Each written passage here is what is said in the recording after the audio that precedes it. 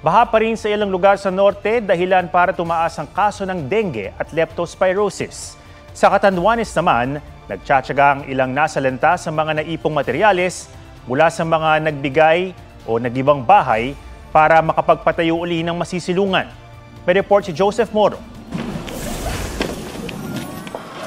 Mga residente nag-aabang ng tulong ang sumalubong sa aming team sa Barangay Baybay, Caramoran, Catanduanes.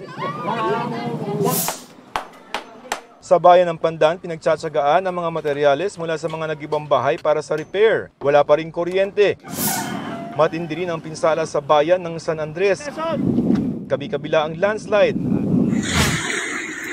Hindi rin nakaligtas ang kabuhayan at mga bahay sa Dipakulaw, Aurora. Nagkalat ang mga nilipad na yero, nagtumbahang poste at nagbagsak ang mga puno. May mga motoristang halos 3 araw nang stranded. Sinailalim na sa state of calamity ang buong Aurora. Nasa state of calamity na rin ang bayan ng Tumawini sa Isabela.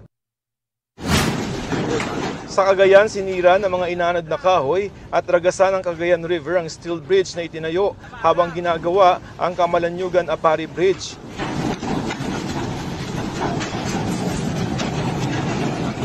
Sayang, Jambro. Sayang. Hindi pa rin humuhupa ang baha sa bayan ng Lalo.